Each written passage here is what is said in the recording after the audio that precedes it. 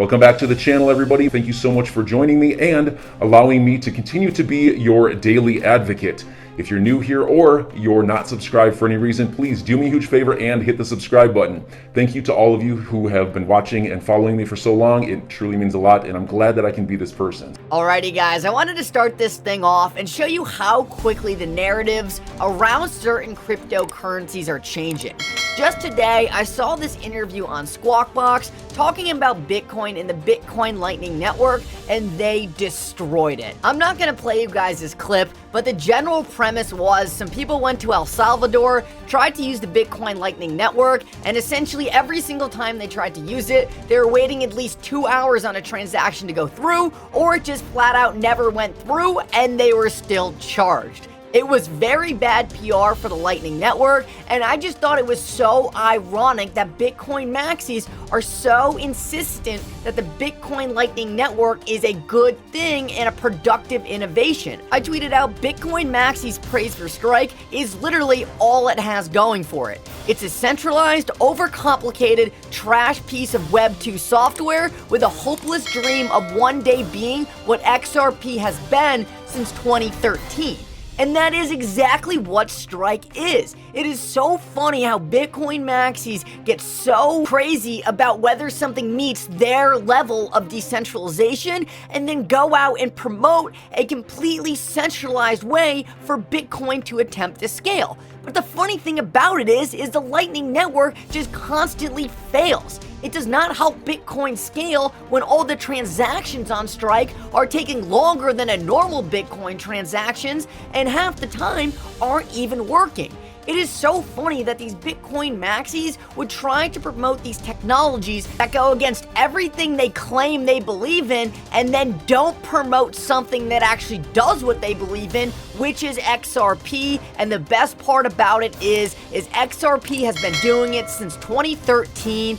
Bitcoin is just trying to catch up with the Lightning Network, and it is doing a horrible job. Sooner or later, people are going to wake up and realize that XRP has been doing this from the start, and then it is going to seem like a no-brainer, just like we have known this entire time. Now, interestingly enough, the same day CNBC put out that hit piece on the Lightning Network, for the first time in almost ever, they tweeted out, crypto firm Ripple's court battle with the SEC has gone exceedingly well, CEO Brad Garlinghouse says, and I tweeted out, we are close, with the eye emojis. By the time the masses realize what's happening, they will be priced out. I firmly believe once XRP becomes an obvious investment and the mainstream media starts covering it like they have covered Bitcoin and Ethereum this entire time, the price is gonna be so high, you won't even be able to accumulate a realistically good-sized position. That's why you should be buying now during the FUD, during the pain, because that is where the true wealth is made. It's not when you see the articles on CNBC. The people who figure it out beforehand are the ones who are rewarded. Go back, look what happened with Tesla stock, look what the big media corporations were saying before its huge run, and look at what they were saying after, and you will understand how these narratives work. Next, guys, I wanted to show you this quick clip by Brad Garlinghouse. Here in the US, we have been dealing with the ugliest crypto regulations, if you can even say we have any crypto regulations. We know this is the whole reason Ripple is stuck in this BS case, and this is why we do not see the blockchain and crypto innovation in the United States that is happening around the world. But Brad Garlinghouse in this interview seemed to be very positive on the future of US regulations, and I just wanted to show you this because I think it gives us a lot to look forward to going forward. Just in terms of broader crypto market regulation, we had, of course, the executive order from President Joe Biden. At the time, there's a lot of criticism. Well, this doesn't sort of go far enough. It's not laying out specifics. What's your view on it? Did you think it was significant for the market? I think it was very significant. I think it's very positive. You know, frankly, the leadership we've seen outside of the United States in crypto regulation is way ahead of where it has been in the U.S. It's something we've been saying for years. And I think at the core of the executive order from the Biden administration is acknowledging that exact point, that the competitiveness of U.S. in these developing markets around crypto, around blockchain technologies has fallen behind, and more investment and more talent is going outside the United States. When entrepreneurs here in Paris talk to me about starting companies in the crypto space, one of the first things I'll recommend to them is you shouldn't start the company in the United States because there isn't that clarity. And so a lot of the hiring, even for Ripple, we'll hire over 300 people this year. Well over half of those I expect to be non-US based.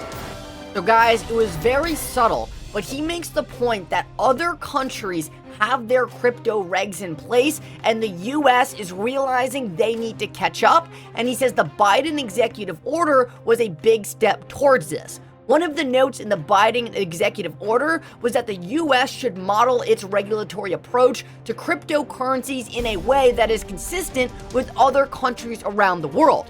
Well, the United States seems to be the only country who is randomly calling certain cryptocurrencies securities and saying some are commodities. The rest of the world has decided that most of these things are commodities, and that looks like where Brad Garlinghouse thinks the US is going to go too.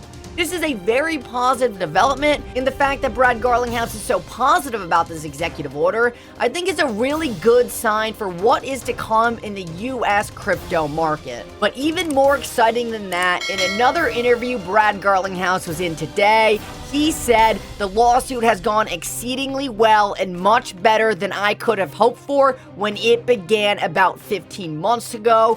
What an outstanding statement by Brad Garlinghouse. We know when this thing started, Brad Garlinghouse was already very confident that Ripple was going to come out on top.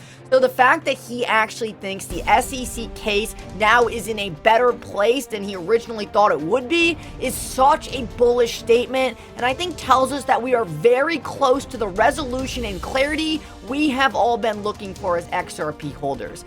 I think if Brad Garlinghouse is this confident on how well this case is going, there is no reason we shouldn't also be exceedingly confident that there is no doubt Ripple is going to come out on top and there is no way XRP will be declared a security.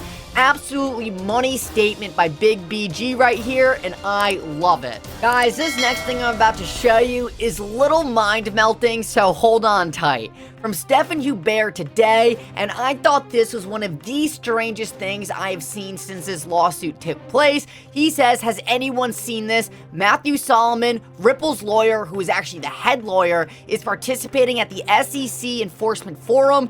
I thought this was crazy, and if we take a look at this document, we can see right here Matthew Solomon, and this is an SEC Enforcement Forum. The reason this is so interesting, because right now these two parties, the SEC and Ripple, are in the hardest hitting portion of their negotiation to date. And right here we have Matthew Solomon going on stage and hanging out with the SEC Enforcement Division. Guys, the SEC is currently getting their butt kicked by Ripple in court, and we're supposed to believe that they are just hanging out with Ripple's lawyers on the side? Think of all the dirt Ripple's lawyers could get from the SEC lawyers if they were to be having casual conversations about anything going on. Yes, I know they probably aren't having casual conversations about the Ripple case, but just think how easy it would be for some information to slip. It makes me think more than ever that the SEC never really thought they were going to win this case, and more than anything, this entire case was just supposed to be a standard-setting case, a way to carve out rules through our judicial system rather than having lawmakers create them out of nowhere, standards that every single project can trust, standards that came from the court, ones defined in law, and not on the backs of some corrupt politician. That is always what I have thought, and it stems from the fact that we have seen people talking about this case happening before it was ever made public. Guys, at the end of the day though, whether or not you believe it was a setup, whether you believe it was corruption, a mix of both, or something entirely different, one thing is for sure, court cases end, the Ripple case will end, and Ripple is gonna come out on top, and that involves the XRP you and I hold being declared a non-security in the US market, a legendary status that no other cryptocurrency will have. So enjoy your day, everybody. I'm always here for you. Leave any comments or questions below, and be sure to subscribe. But thanks, everybody. I really appreciate you. Enjoy your day, and I always have your back. So thanks so much, everybody.